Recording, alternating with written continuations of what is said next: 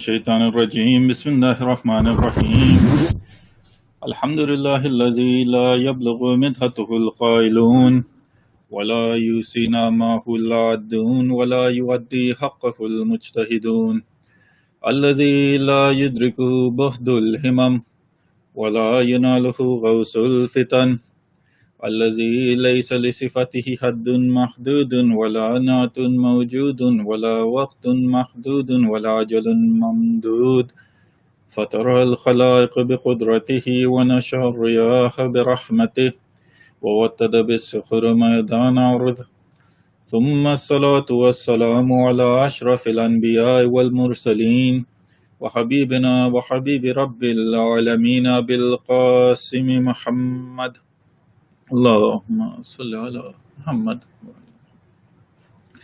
وعلى أهل بيته الطيبين الطاهرين واللعن على أعدائهم أجمعين من أول يوم ظلمهم إلى قيام يوم الدين أما بعد فقال الله سبحانه وتعالى في كتابه المبين وقوله الحق بسم الله الرحمن الرحيم اقرأ باسم ربك الذي خلق خلق الإنسان من علق اقرأ وربك الأكرم الذي علم بالقلم علم الإنسان ما لم يعلم صدق الله العلي العظيم.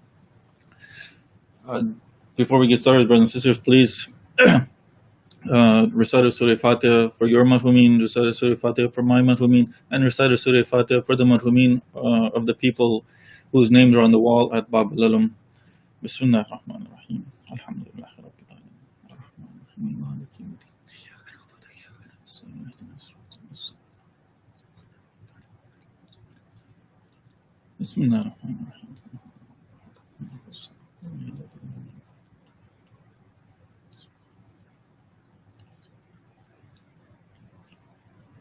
Bismillah ar-Rahman ar-Rahim.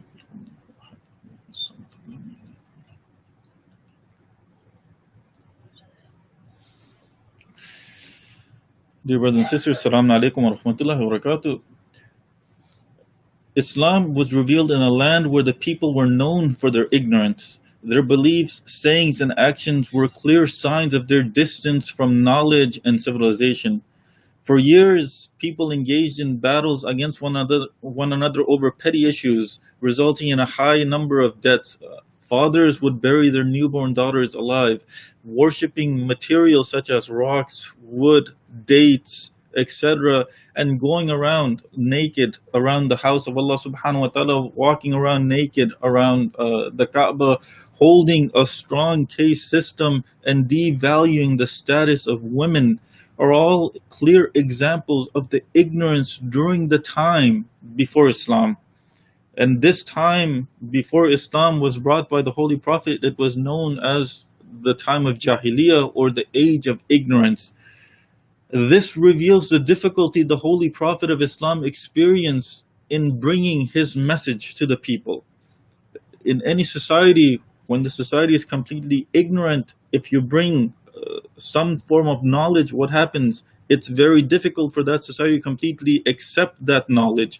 Islam is a religion that's based upon knowledge, for its ultimately knowledge of the oneness of Allah subhanahu wa ta'ala, combined with faith and total submission to Him that saves mankind at the end.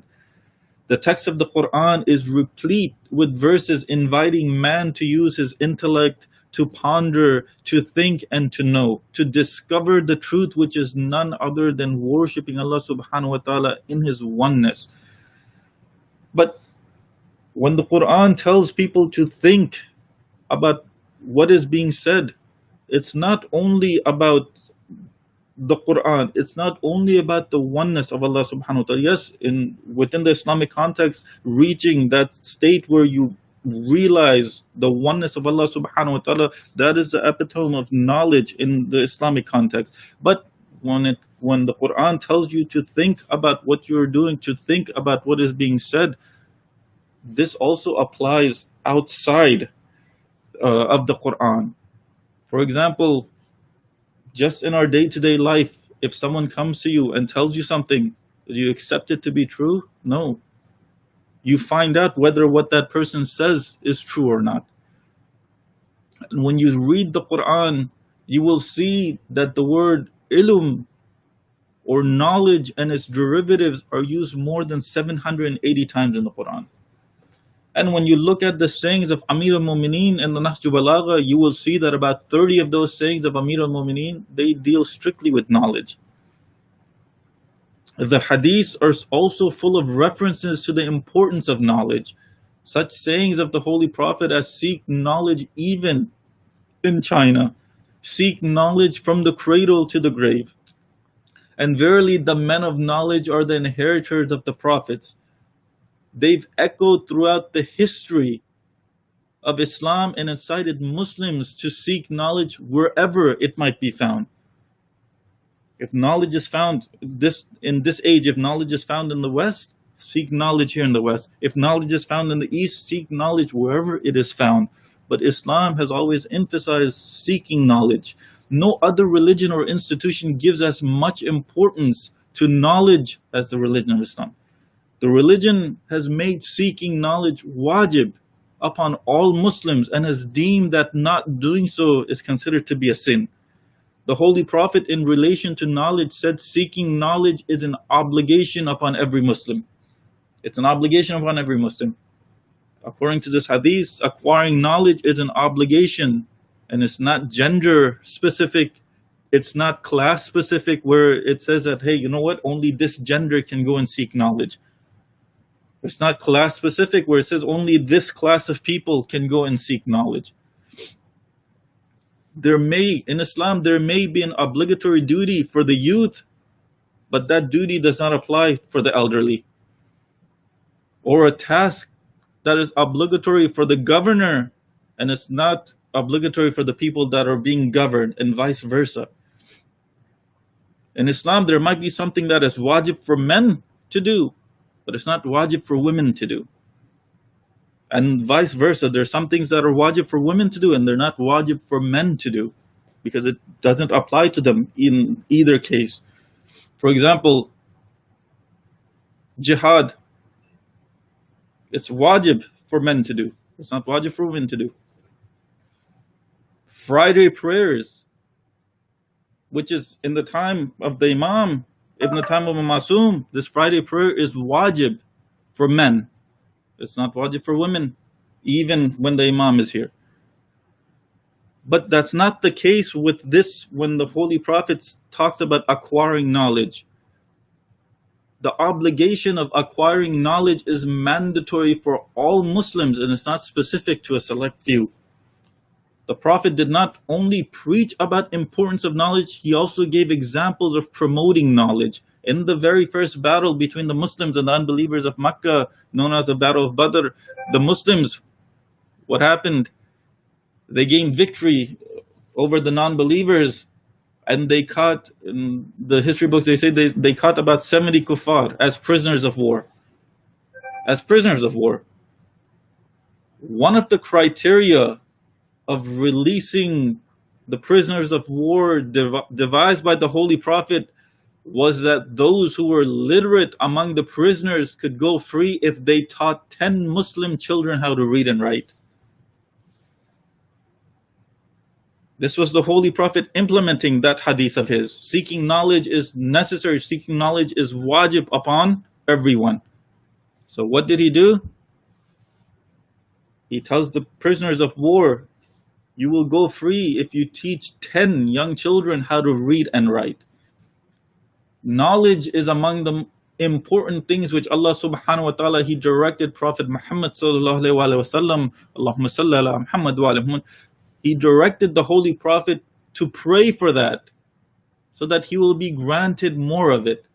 Allah subhanahu wa ta'ala, He says in the Quran, chapter 20, verse number 114, what does He say? وَقُلْ رَبِّي زِدْنِي إِلْمًا. And say, my Lord, increase me in knowledge. Allah subhanahu wa ta'ala is asking or telling the people to ask Him to increase your knowledge, increase you in knowledge. It tells you how important knowledge is in the eyes of Allah subhanahu wa ta'ala, in the eyes of the Holy Prophet. In Surah Al-Baqarah, Verse number 31, Allah subhanahu wa ta'ala says, وَعَلَّمَ آدَمَ أَسْمَاءَ كُلَّهَا, and He taught Adam all of the names. I don't want to get into what those names were. No, relative to this lecture, in terms of knowledge, those names don't matter right now. Inshallah, if we ever go into tafsirs of what those names were those names of were those the names of mountains? Were the names of natural things, or no? Were those some khas names? Were those some specific names that Allah subhanahu wa ta'ala taught Hazrat Adam? That's a different story. But the fact that Allah subhanahu wa ta'ala taught Hazrat Adam names, this is what I want to talk about. It was based on this knowledge that was given to Hazrat Adam that Allah tested all creatures of heaven. And it was based on this knowledge that He asked them all to bow down before Adam, because they did not have this specific knowledge that Hazrat Adam had. Knowledge. What was that knowledge? In the narrations, for example, in some of our books of tafsir, it says that knowledge was the names of the Aima alayhim salam. It was the names of the Panjat, and it was the names of Muhammad, Ali, Fatima, Hassan, and Hussein. But those names were still knowledge. Allah subhanahu wa ta'ala, He says in the Quran, يَرَفَ اللَّهُ الَّذِينَ آمَنُوا مِنْكُمْ وَالَّذِينَ أُوتُوا الْإِلْمَ دَرَجَاتٍ.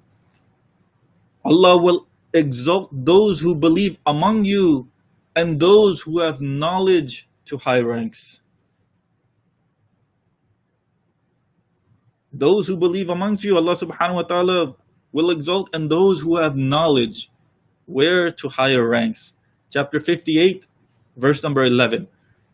And brothers and sisters, you don't have to wait for the afterlife to see the interpretation of this verse.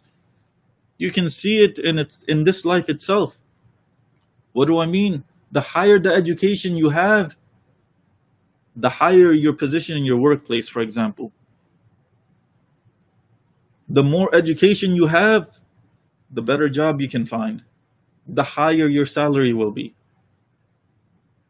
The more education you have, the more prestige you have in a society. The more prestige you have in society. If you're a doctor, for example, you put in 6 years, you put in 6 to 12 years to become a doctor. Doesn't the community talk about this person is a doctor? If you're an engineer, doesn't the community say this person is an engineer? No, within society, the higher your education, the more education you have, your prestige rises. So within the context of this world, what happens? Allah subhanahu wa ta'ala says, يَرْفَعُ الَّذِينَ آمَنُوا مِنْكُمْ وَالَّذِينَ أُوتُوا الْإِلْمَ دَرَجَاتٍ. Allah will exalt those who believe amongst you and those who have knowledge to higher ranks. So these people that have these higher ranks because of their knowledge, Allah subhanahu wa ta'ala had already guaranteed that the more knowledge you have, Allah subhanahu wa ta'ala will take you to higher ranks. It's an irony that while Islam recommends Muslims to seek knowledge, there are many Muslim countries with high illiteracy rates, with very high illiteracy rates. When you look at countries such as Pakistan, over 40%. When you look at Muslim countries, I'm not looking at Western countries, no, Muslim countries. When you look at countries such as Iran, 14%, Egypt, 15%, Iraq, over 20%, for Pakistan, over 40%. And in some of these countries, this is just the overall illiteracy rate. When you delve into the specifics in some of these countries, you separate the literacy rate between gender, male and female, you'll see that in some of these countries, more women are illiterate than men. Why? Muslim countries, Islamic countries. Why? Because in these countries, society has dictated that, you know what, only this class or this gender can be more educated. This gender can be educated. Whereas in Islam, the Holy Prophet does not make seeking knowledge just gender specific. No, he's left it open for everyone. It doesn't matter if you're a male or you're female. It doesn't matter if you're young or you're old. No, seeking knowledge is wajib on everyone. On the Day of Judgment, these societies will have to answer for why they did this. Scientific research and education, when you look at these countries, scientific research and education get a small portion of the yearly budgets in many of these countries. But however, when you look at the history of Islam, this was not the case when Islam was at the top. Muslim countries were once the most advanced countries on earth when it came to scientific knowledge. The Islamic civilization was the greatest civilization in the whole world in the Middle Ages, and it's considered one of the main bases of the modern civilization in terms of scientific knowledge. While the medieval centuries were well known in the Western world as the Dark Ages, the medieval centuries from around 800, 900 to 1300, 1400, these were known as the Dark Ages in the Western world. Why? Because of knowledge.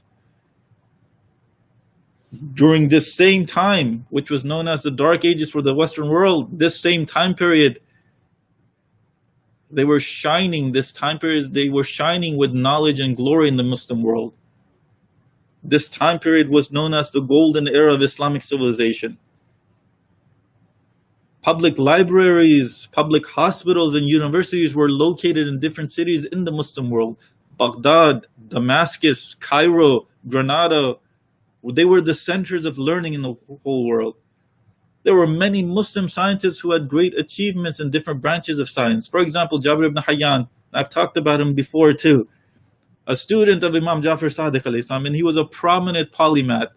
Meaning what? Meaning he was a chemist, he was an alchemist, he was an astronomer, he was an astrologer, he was an engineer, he was a geographer, he was a philosopher, he was a physicist, and a pharmacist and physician.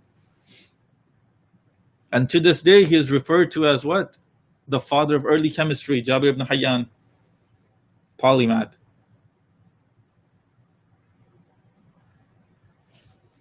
You look at other personalities, such as the person who came up with algorithms.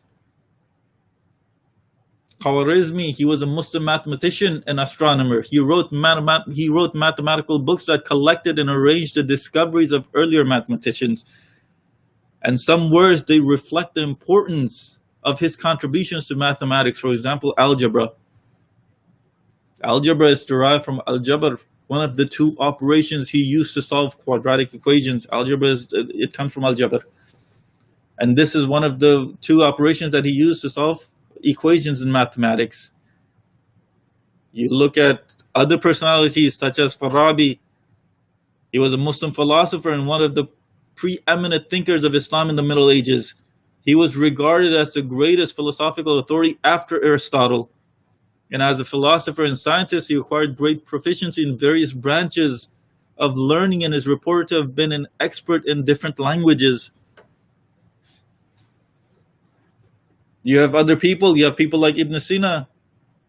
He was a great physician and philosopher. Of the 450 works he is known to have written, 240 they have survived until today, including 150 on philosophy and 40 on medicine. And among his most famous works is the Book of Healing, which is a vast philosophical and scientific encyclopedia. His book, The Canon of Medicine, was used as the standard medical text at many universities in Europe for 600 years until the 17th century. Islamic individuals, Muslim individuals. You have Ibn Rushd. He was a towering figure in the history of Arab Islamic thought. He influenced scholarship in both the Islamic world and Europe for centuries, and is best known in the West for his commentaries on Aristotle's philosophy. Many of his books were used in Europe's universities until the 19th century. Apart from the Aimah alayhim salam, these were some of the Muslim figures that contributed positively to society. As you can see, most of them, they were polymaths, meaning that they were experts in more than one science. Today, you have some Muslims who can barely read and write.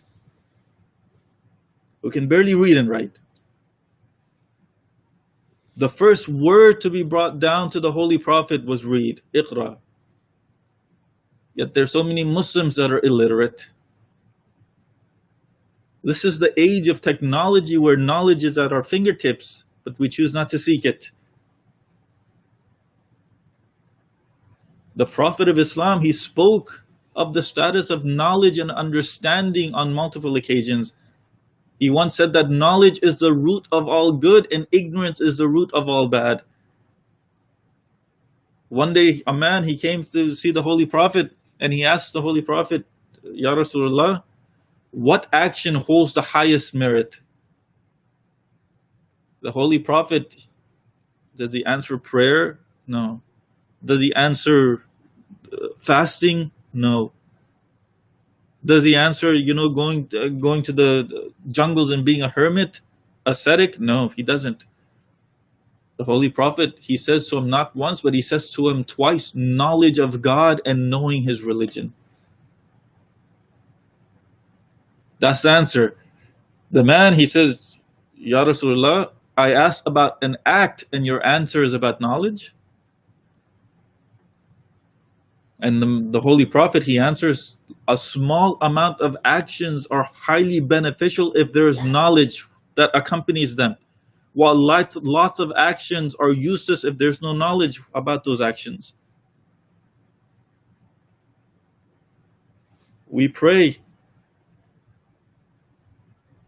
We pray. We fast. We do all of these things in Faruddin.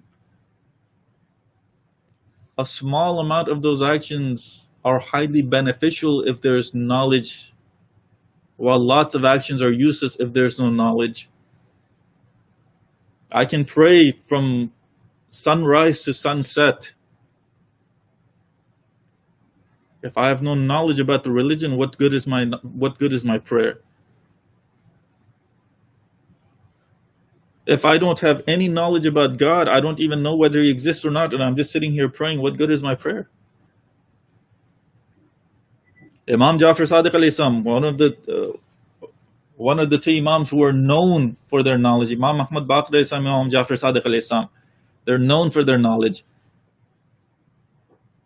Imam Sadiq alayhi salam, he says that when the day of resurrection approaches, Allah subhanahu wa ta'ala will call forth the scholar and the worshipper.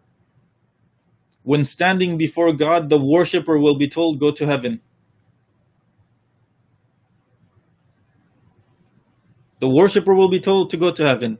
However, Imam Sadiq alayhi salam, he says, however, the scholar will be told, stand here and take those you have trained with you to heaven as well. Take those, stand here, wait here. Anyone that you parted knowledge with, anyone that you trained, take those to heaven with you too. So tell me, would it be beneficial for you to be beside an abid, or would it be beneficial for you to be beside an alim? An abid, he will take care of himself. No, but an alim, not only will he take care of himself, but he will also take care of you. Acquiring knowledge, brothers and sisters, is wajib on every Muslim and does not belong to a class or a subclass of people. In civilizations prior to Islam, knowledge was a privilege for a select few. Whereas in Islam, knowledge is an obligation and a duty for everyone. What does this mean? This means just as performing the daily prayers, just as fasting in the month of Ramadan, just as giving zakat, just as going to Hajj and promoting the good and prohibiting the evil, just as all of those furu'd-din, from the beginning of Islam until now, all Islamic sects and scholars have agreed upon this. That knowledge, seeking knowledge, is just as important as these others. But what tends to happen most of the time in the West is that, alhamdulillah, most of us, we spend the prime of our life going to school, getting a degree, and we seek the worldly knowledge. But afterwards, we get focused on our work and we rarely put in thought, we rarely put in time and effort into educating ourselves about the religion. We rarely put in that time. So many times throughout the whole year, what happens? The month of Ramadan comes, the month where everyone says, this is the month to cleanse your soul. That is the month that is dedicated for the ummah of Rasulullah. the month where the gates of hell are closed and the gates of heaven are wide open. Even in that month, when it's time to cleanse your soul, how many people, they actually open up the Quran? They finish the Quran one time. These months that we're in, this is the month of Safar. Yes, in according to the hadith, this month it doesn't hold the same status as, for example, the month of Shaban, the month of Rajab, the month of Ramadan. Yes, it doesn't. But do the scholars not say that you have to prepare for the month of Ramadan in these other months?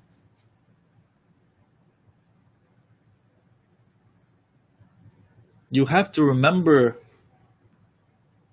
a hadith of the Holy Prophet which states that when Allah subhanahu wa ta'ala wants good for one of his servants, he increases him in knowledge about religious matters. Religious matters. And in the eyes of Allah subhanahu wa ta'ala, the virtue of knowledge is more favorable than worship. And a small amount of knowledge is better than much worship. These are all sayings of the Holy Prophet. These aren't my sayings. No, these are sayings of the Holy Prophet. These are sayings of the Holy Imam alayhi salam. How they emphasize knowledge. And that too, knowledge about the religion. When you look at the practical life, you look at the seerah of the Holy Prophet, you see that it was such that he preferred a scholarly gathering over one devoted entirely to worship. What do I mean? One day the Holy Prophet, he enters the mosque, and when he arrives, he noticed that there were two groups of people. And he says, both groups are good. One group is glorifying and beseeching Allah subhanahu wa ta'ala, whereas the other is seeking knowledge and conveying it to the uneducated. Meaning you had people that were doing ibadat on one side, and you had other people that were trying to seek religious knowledge on the other side. When he sees both of these groups, he says both of these groups are good. However, the latter is the better of the two. For I have been sent to teach men. The Holy Prophet, he was sent for what? The Holy Prophet says that I was sent to teach men.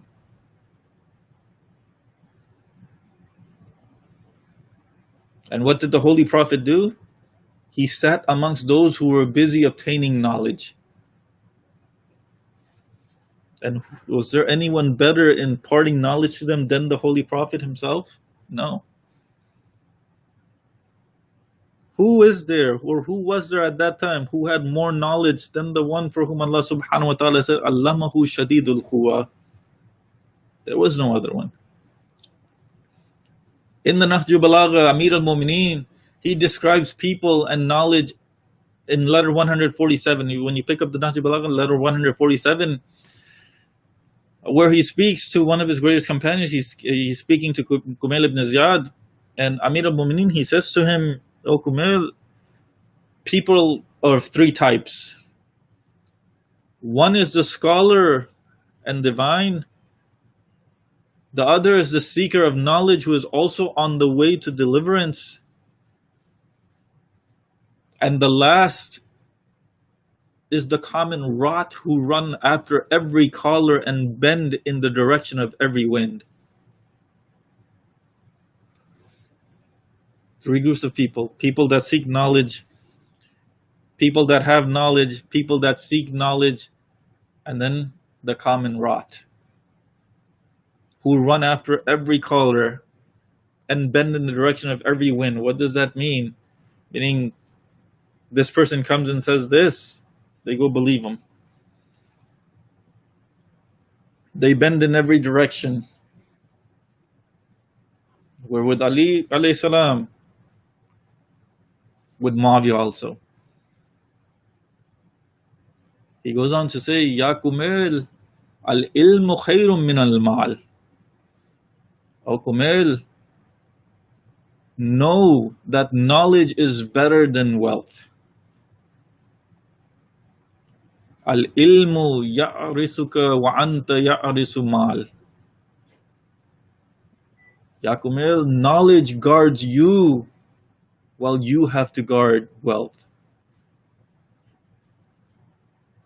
He goes on to say, Yakumil, wealth decreases by spending, while knowledge multiplies by spending. Knowledge never decreases. Wealth, it will decrease. You have $10. You split those $10. You give it to 5 people. What do you have now? Did your wealth increase? Did wealth increase? No. You have a specific knowledge. Now you part that knowledge to 5 people. Did you lose your knowledge? No, you didn't. But what happened to that knowledge? It multiplied 5-fold. And he goes on to say, O Kumil, know that knowledge is belief which is acted upon. With it, man acquires obedience during his life and a good name after his death. Knowledge is the ruler while wealth is ruled upon. Attaining knowledge is useless if we don't put that knowledge into action. The knowledge that we have attained, it's useless if we don't put it into action. Whatever knowledge that it may be. Whether it's knowledge that pertains to religious matters, if we have that knowledge but we don't put it into action, what do I mean? We come to find out that something is haram. We didn't know before, but we come to find out that something is haram. If we don't put that knowledge into action, that knowledge did not benefit us. In worldly matters, the same thing. If we don't put the knowledge that we learn into action, then that knowledge does not benefit us. Imam Zain al-Abidin, he says that knowledge and action are 2 close friends. He who knows God is fearful of him, and this fear is what leads him to act according to Allah subhanahu wa ta'ala's decrees. The knowledgeable and their followers are those who have gotten to know God well and take action for him and show love and affection towards him. The knowledgeable and their followers are those who have gotten to know Allah subhanahu wa ta'ala well and take action for him and show love and affection towards him. O Kumel, those who amass wealth are dead even though they may be living, while those endowed with knowledge will remain as long as the world lives. Meaning what? He goes on to say that their bodies are not here, but their figures, they exist in the hearts of the people.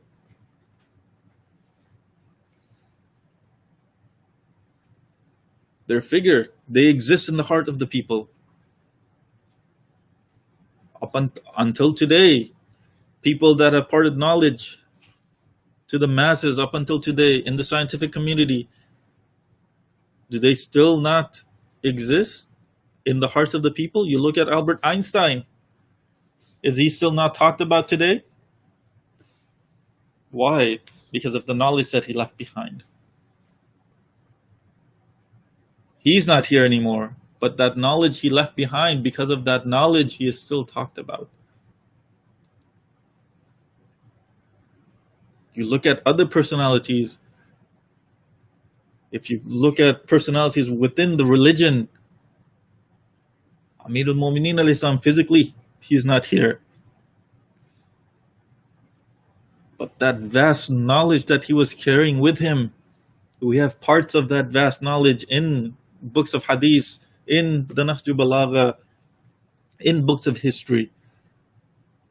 You look at the Holy Prophet sallallahu alaihi wasallam, we get glimpses of his knowledge through Amir al-Mu'mineen's sermons. We get glimpses of the Holy Prophet's knowledge through Amir al-Mu'mineen's sermons. And yet, many of us, we don't fully understand his sermons. Up until today, Maharaja, they are still They're still writing tafasir, or they're still writing explanations for Amir al-Mu'mineen's sermons. Why? Because it's a wealth of knowledge. The Holy Prophet did not just say, Ana Madinatul Ilm wa Aliyun Babuha. When Amir al-Mu'mineen is the gate to that city of knowledge, can you imagine if 1400 years after this personality ceased to exist in this physical world, that knowledge is still being split open and we're still learning from that knowledge? How much knowledge do you think the Holy Prophet would have had?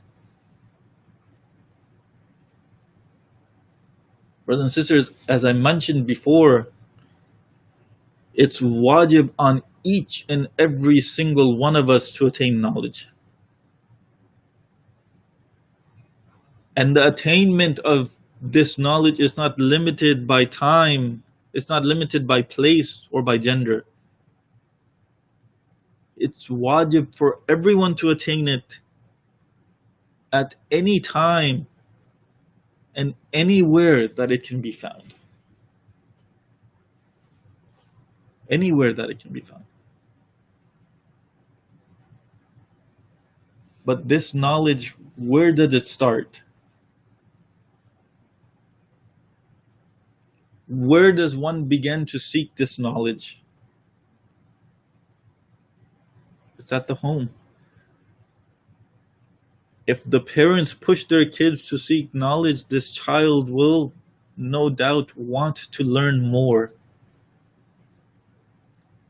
Doesn't matter if you look at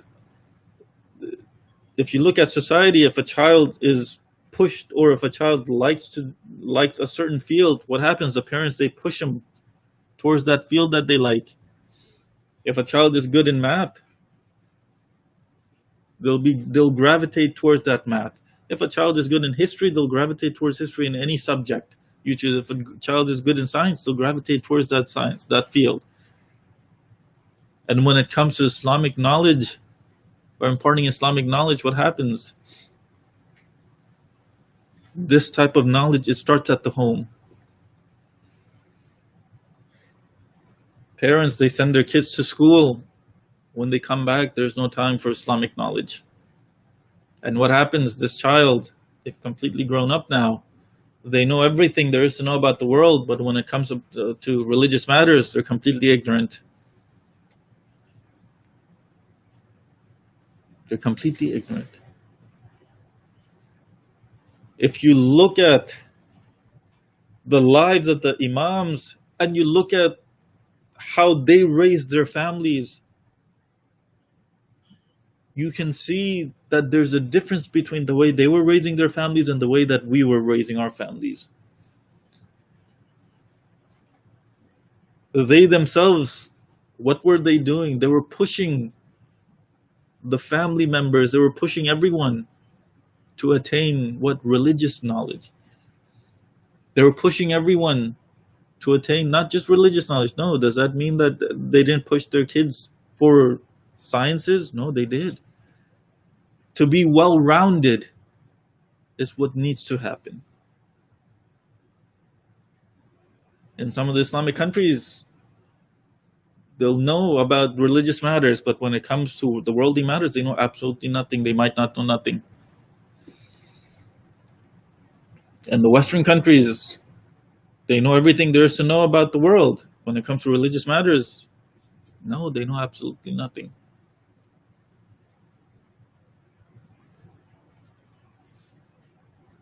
Tonight, brothers and sisters, we commemorate the shahadat, the wafat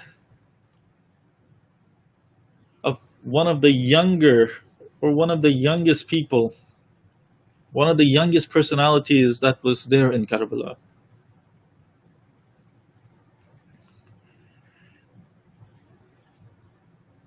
This personality lived to be 5-6 years old at the most. And inshallah, if I ever get a chance, there's a sermon of Lady Sakina salawatullah alayha, and inshallah, if I ever get a chance, we'll look at that sermon that she gave uh, on her way from Karbala. But it's stated in narrations that the more Allah subhanahu wa ta'ala loves someone, the more severe trials He puts them through. You look at Hazrat Adam, he had the trial of Habil being killed unjustly by Qabil. You look at Prophet Nuh alayhi salam, he had the trial of preaching to a community for over 900 years and being pelted with rocks. You look at Prophet Ibrahim alayhi salam, he had the trial of Namrud and the fire.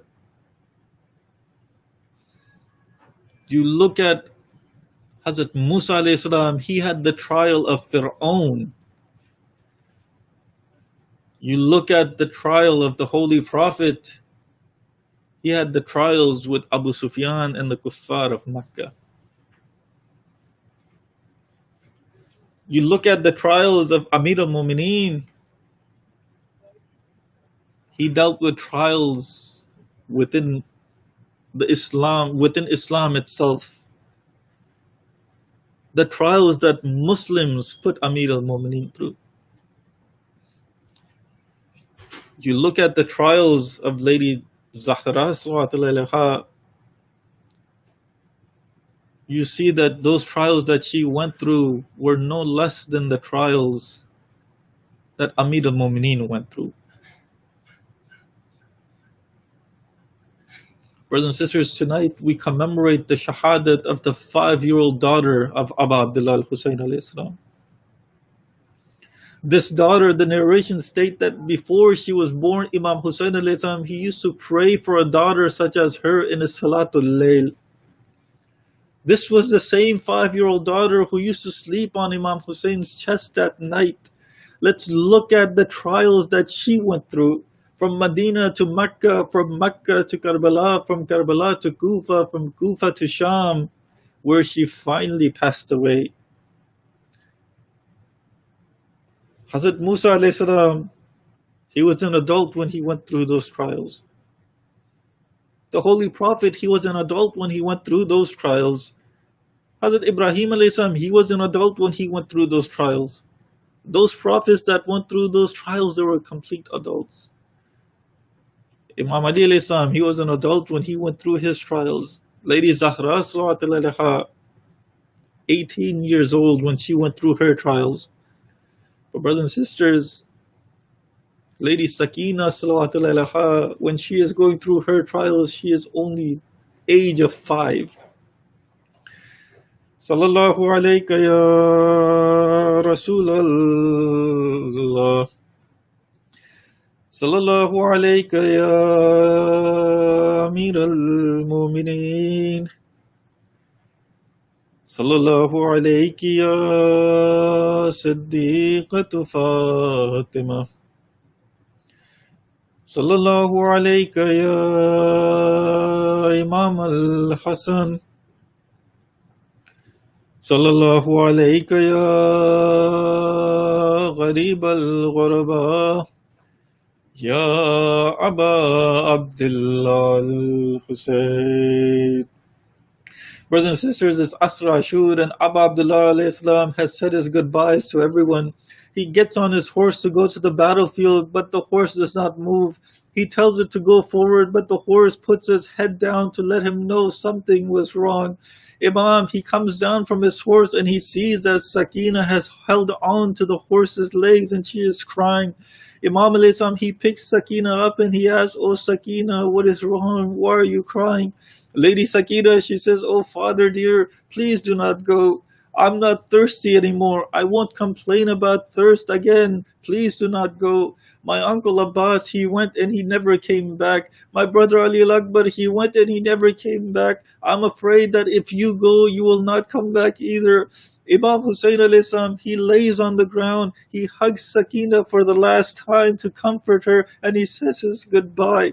After the shahadat of Abu Abdullah al-Hussein alayhi salam, after the enemies had slain and looted the Imam's clothes, the Umayyad army, on the orders of their commander, carried fire and headed towards the tents of the Imam's camp to put them on fire.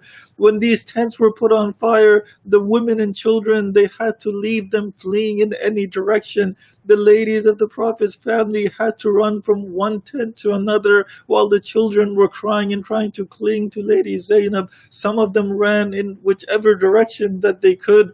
These hours, they were the toughest misfortunes that the Prophet's family had ever suffered throughout his life.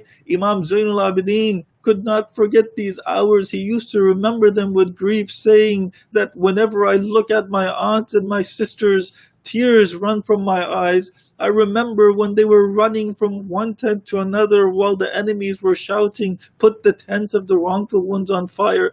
The criminals, they stole everything these tents carried, to the point where they stole jewelry from the hands, feet, and ears of the women and girls. It's Sham and Ghariban, brothers and sisters, and the children of Fatima. They have been separated from the caravan. This 5-year-old girl is running in the desert calling out, "Ya Jaddi, oh grandfather dear." Zainab has found all of the children, but still has not found this one last child. Zainab, she cries out, "Ya Abati, Adrikni, oh father dear, please help me." Hamid ibn Muslim, he writes that I see that a little girl walking in the desert. When I go over to her, she puts her tiny hands together and she says, "Oh sir, please do not hit me. Oh sir, I have nothing left except for my clothes."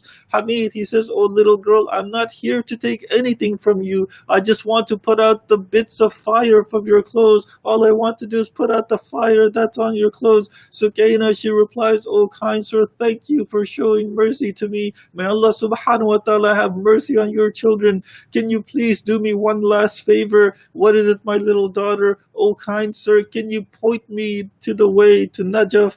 Hamid, he writes, "After I pointed her the direction, a traveler comes towards this little girl from that same direction. He picks her up, puts her in his lap, and he asks, 'Oh my daughter, where are you going?' The little girl, she replies, 'I want to go to Najaf. My grandfather Ali is there.'" Brothers and sisters, by this time, Lady Zainab reaches that area and says to the traveler, "Oh sir, may Allah subhanahu wa ta'ala have mercy on you and your kids. I was looking for this child for some time." The traveler puts the child down and he calls out, "Zainab." Lady Zainab asks, "Oh traveler, how do you know who I am?" The traveler, he takes the covering off his face and he calls out, "Oh my daughter Zainab." Zainab, with tears in her eyes, she calls out, "Oh father dear, now you have come. Oh father dear, my brother Abbas was slain, I called, but you never came. My brother Hussein was slain, I called, and you never came. My my nephew Ali Akbar was slain, and I called, and you never came." Brothers and sisters, after the events of Karbala, when they get to Sham, Sayyidah Sakina, she states that when we were seated in the presence of Yazid, a red-faced man amongst the Syrians, he arose and he says to Yazid, "Oh Yazid, present this girl to me." And by this, Lady Sakina says that he meant me. I trembled and presumed that this was easy for them to do. This man, he wanted Lady Sakina to be presented to him as a slave, and Lady Sakina, she gets scared and she clings to her auntie Lady Zainab. Lady Zainab, she looks at Yazid and she tells him, "Oh Yazid, you can't do this. This is haram for you to do." When Lady Zainab, she says this, Yazid, he gets angry and he says, "I can do whatever I want." And Lady Zainab says, "No, this is haram for you to do." When the man, he sees that this wasn't going to work, he lets it go and he asks who they are. And that's when Lady Zainab tells them who they are. Lady Sakina, she had a dream in Damascus and she sees that 5 illuminated horses have come forth, and upon each one an honorable personality is seated, while the angels have surrounded them from all sides. And on these horses, she sees that one of them is carrying the Holy Prophet, another is carrying Hazrat Ibrahim, another is carrying Hazrat Adam. And when she sees the horse with the Holy Prophet, she wants to go and complain to the Holy Prophet about what the Muslims had done to her father. She goes and makes her complaint. When she makes her complaint, she sees that 5 camels have come down from the sky, and on these camels there are women that are on them, and on these there's Lady Habwa, who's on one of the camels, Lady Asiya, she's on one of the camels, and on the last camel was Lady Zahra, salawat alayha. She sees Lady Zahra on one of the last camel. She goes to Lady Zahra and she complains to Lady Zahra. She says, "Oh dear mother, they withheld our rights. Oh dear mother, they scattered our group. They violated our sanctity. Oh dear mother, by Allah, they killed my father Hussein alayhi salam." And Lady Zahra, she replies, "Oh dear Sakina, remain silent please, for it cuts my heart. This is the shirt of your father that I have preserved until I meet Allah subhanahu wa ta'ala along with it." Right before they leave, these are the days when the caravan of Imam Hussein was leaving Damascus, and before they leave, Lady Zainab, she tells Imam Zain al-Abidin, "Oh Sajjad, there's one request that I'd like for you to ask Yazid for." And Imam Zain al-Abidin says, "What is it, my auntie dear?" And Lady Zainab, she said, "Oh Sajjad, please ask him if we can go back to the cell." And Imam Zain al-Abidin, he goes and he asks Yazid, and Yazid says, what do you want from there?" And Imam Zain al-Abidin, he says that one of my father's amanat has been left there. When they go there, Imam Zain al-Abidin, he cries and he says, "Oh my sister Sukaina, you always ask when we will be going back. You always wanted me to hold you, but my hands, they were completely chained, and my legs, they were chained, and I could never do anything. But now my hands are free. Please get up, we'll go back." Inna lillah wa inna ilayhi raji'un. Ya Allah, please accept this ibadat of ours. Please forgive our sins. Forgive the sins of our family members. Forgive the sins of our marhumin. Forgive the sins of all of those mu'mineen, marhumin, that do not have anyone to ask for forgiveness on their behalf. Ya Allah, please keep the Imam of our time safe. Make his reappearance as soon as possible, and let us and our families be able to sacrifice our life for him and his cause. Once again, brothers and sisters, please recite a Surah Fatiha for your marhumin, and recite a Surah Fatiha for all of those mu'mineen marhumin that do not have anyone to ask on their behalf, and recite a Surah Fatiha for all of those marhumin whose names are on the wall in the back of Babulilm. Bismillah ar-Rahman ar-Rahim. Alhamdulillahi Rabbil Alameen. Ar-Rahman ar-Rahim. Maliki yawmiddin. Iyyaka na'budu wa iyyaka nasta'in. Ihdina as-siratal ladhina an'amta alayhim ghayril maghdubi alayhim wa lad-dallin. Bismillah ar-Rahman ar-Rahim. Qul huwallahu ahad, Allahu as-samad, lam yalid wa lam yulad. Bismillah ar-Rahman ar-Rahim. Qul huwallahu ahad, Allahu as-samad, lam yalid wa lam yulad. Bismillah ar-Rahman ar-Rahim. Qul huwallahu ahad, Allahu as-samad, lam yalid wa lam yulad.